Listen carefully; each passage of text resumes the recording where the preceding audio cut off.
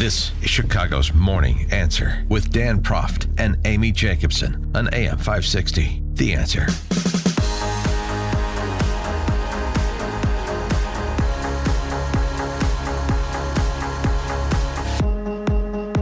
All right, you may have heard that the cost of preparing a Thanksgiving dinner this year will be the highest we've ever seen. So we want to help you and your family this year to make sure that when you celebrate Thanksgiving, you've got a delicious Butterball turkey on the table.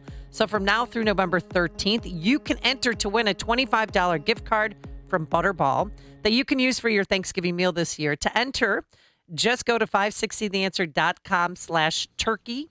That's 560theanswer.com/turkey. And if you have any questions about preparing your turkey dinner this year, you can always call the Turkey Talk hotline at 800-Butterball or chat live with turkey experts at butterball.com. Got that, Dan?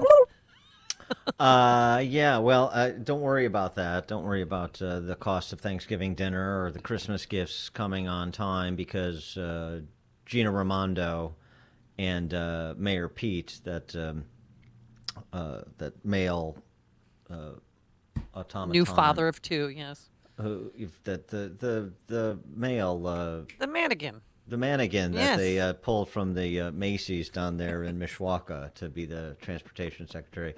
Gina Raimondo, they pulled from the governor's office in Rhode Island to be the commerce secretary. She was on with Margaret Brennan on Face the Nation over the weekend on the supply chain. It was very interesting, the approach now, the supply chain problems that we have. The pandemic caused them, not our response. Or Trump. There's that level of disassociation with the choices we made. The pandemic did this to us. We shut down. Yeah, I know. We made that choice. By the way, if you want to know if your Christmas gifts are going to arrive on time, hey, call Fred Smith over at FedEx. That's not my job. This isn't something that can be fixed overnight, but the important thing is, fundamentally, supply chains and logistics are run by the private sector. People say to me, will Christmas gifts be delivered? To which I say, call FedEx. That isn't what the government does. What we are doing, and the president is committed to this, we're using every tool in our toolbox to be supportive, to help, to unstick the ports. An area that I am very focused on is the semiconductor shortage. We are leaning forward into that, increasing transparency in the semiconductor supply chain to make sure that we do everything possible. But this is a direct result of COVID.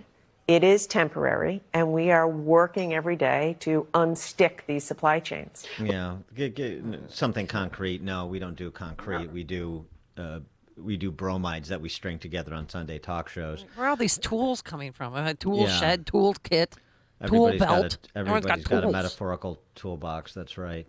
And also, it's interesting to note the private sector controls that. So the private sector, they did build it? I thought Joe Obama administrations 1 and 2, you didn't build that. So FedEx did build its supply chain? Now they're absolving themselves of responsibility, not that FedEx or any other relevant party that deals in commerce the world over would run to the government for help in managing their business. For more on the topic, pleased to be joined by Lieutenant Colonel Jim Carafano, the Vice President of the Catherine and Shelby Cullum Davis Institute for International Studies at the Heritage Foundation, and author of Brutal War, Jungle Fighting in New Guinea, 1942. Jim, on the supply chains, do we have Jim? Jim, are you there? Good morning. Hey guys. Hi. There we go. Yep, having some system issues this morning. Oh. So call me drop, but it's all infrastructure. Can you hear me now? Yeah. We're working on getting you high-speed broadband. That'll be in that package that Biden's pushing. So what about that. Gina Raimondo, Pete Buttigieg, Well, it is kind of remarkable that they're so interested in supplanting the private sector in so many different places in our economy until something goes wrong, and then they throw hands up and they go, well, that's the private sector. The reality is, and this is from somebody that's worked on these issues for decades, ever since 9/11, when we pay all this attention to infrastructure, and we would always say, 85% of the infrastructure is in the private sector. The reality is this has been coming for months, many, many, many months. This is the slowest moving crisis on record. And they had plenty of time to address this, and they didn't. But you've heard all of the bloviations from the Raimondos and the Mayor Petes over the last several weeks when they talk in these generic terms about their toolboxes and working very hard every day, and we're trying to provide transparency to the semiconductor supply chain. I mean, what, if anything, should the government be doing? What can it do other than make things worse? Well, I mean, they could have done something many months ago, which is get out of the way. But because they were so obsessively dealing, with COVID, because COVID was the one thing that always polled well for them. And so therefore, it didn't matter anything else that was going on as long as the COVID numbers were going down. And when they started to go up, they absolutely panicked. And they became so obsessive about COVID, they ignored everything else in the economy. So having policies that made it more difficult to get workers into the ports, that made it more difficult to get drivers. Those were things that they could have dealt with months ago by putting an emphasis on opening those sectors up. And instead, they pushed COVID policies, which helped shut those sectors down. So, it's just like you turn the faucet, you turn down the hot water and the shower gets cold, and then you turn the hot water back on. It takes time for the water to percolate up again. And that's the problem. I mean, they could have dealt with this months ago by just unleashing productivity in the supply chain, and they didn't. I wanted to move on to something that President Biden announced yesterday, considering paying illegal aliens that were separated at the border during the Trump administration $450,000 a person. So one family, essentially could make $900K, almost $1 million, for being separated by coming to this country illegally to begin with. What I suspect, I know there's an ongoing court case. What I suspect is there's some wonderful advocates in the ACLU and other leftist migrants who thought that this was a great idea, actually models on the settlement that the Obama administration did, and that perhaps they were in active discussions with DOJ saying, hey, let's do this. I don't know how serious the administration is in this, how far it's gone up. It seems to me this was leaked because somebody was trying to blow it up, which right. I think is a great idea. This is literally political suicide for the administration to even see the suggestion on this. And what's really it's a completely idiotic idea. Why the administration didn't come out several days ago and just say we're not doing this is nuts. They should have just spiked this, killed Dracula in the coffin.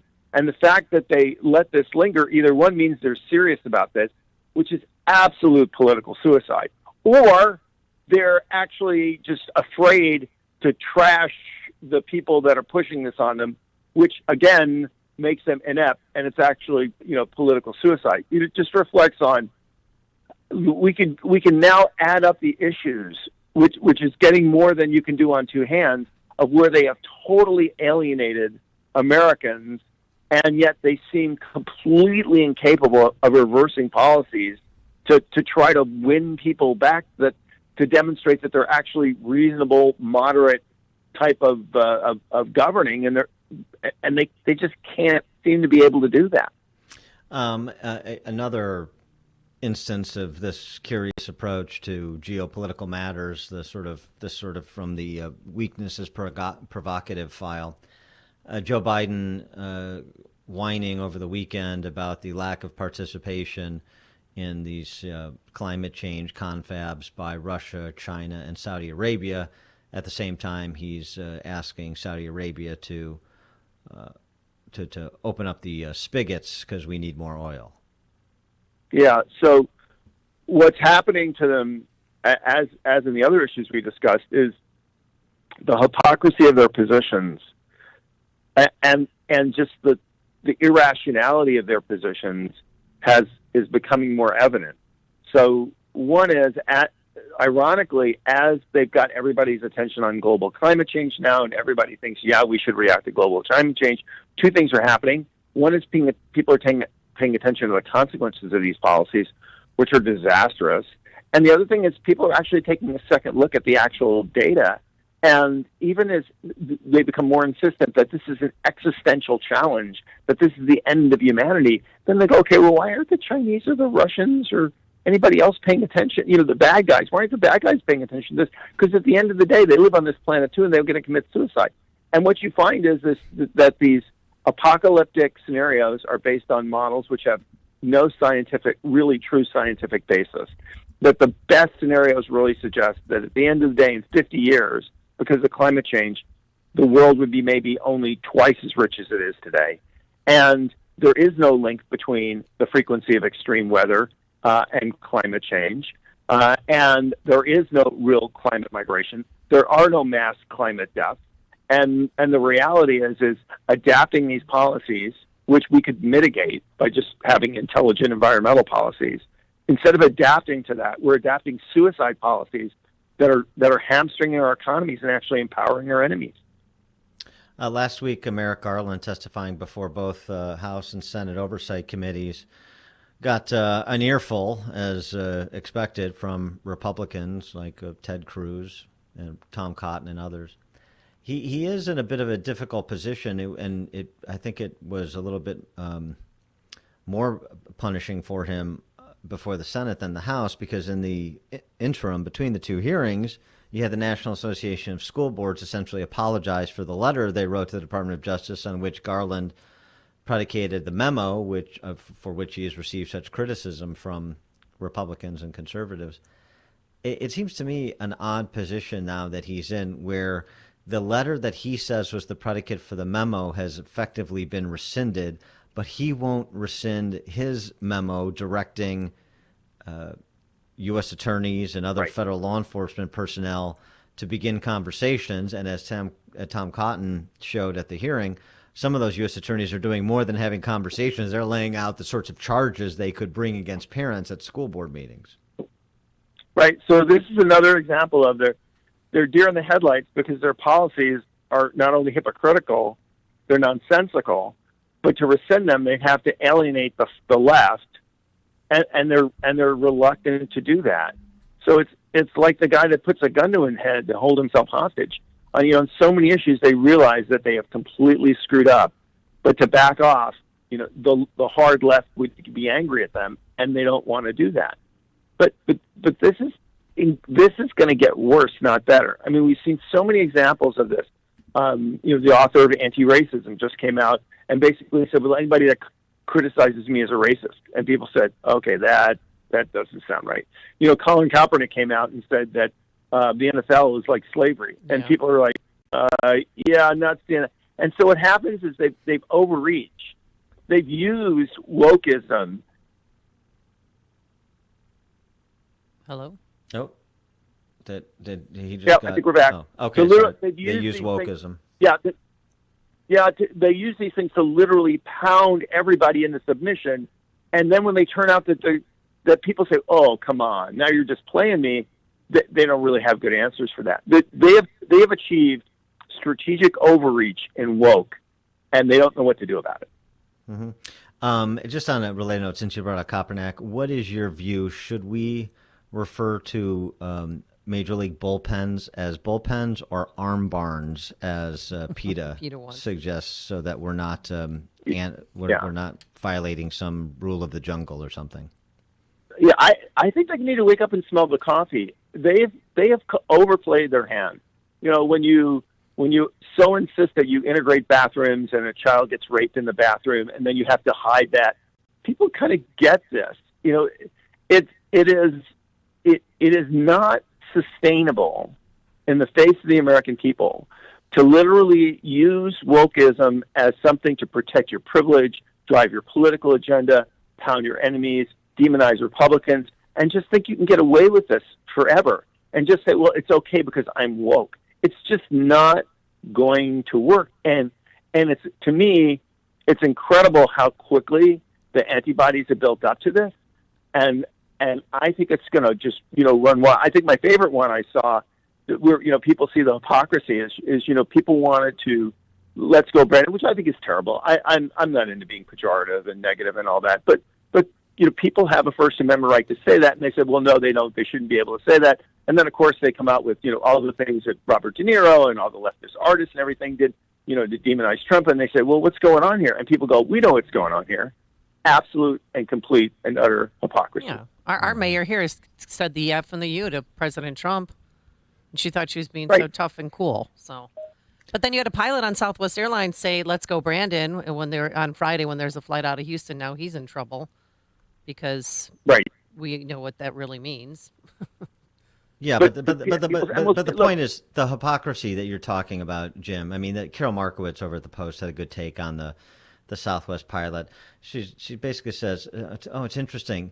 This is the first time the left has encountered someone being overly political at their job and it being annoying. For the right, that's a regular feature of life.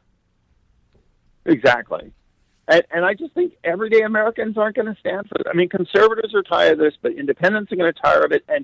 And even the president's party, many of them are going to tire of this because they're going to be embarrassed by being a...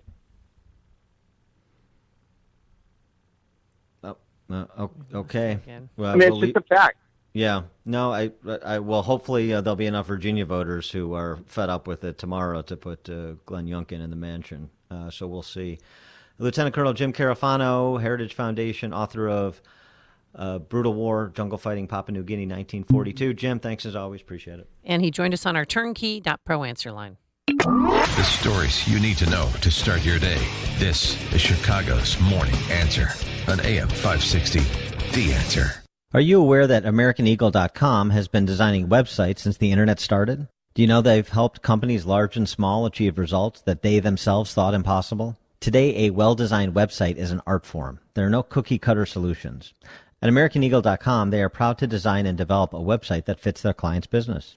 Their experience shows that a well-designed website with the client's business at the forefront will bring an excellent return on their investment. Clients, from startups to medium and large businesses, have come to rely on them for a full line of website services from consulting and integration to digital strategy and marketing, hosting, and maintenance.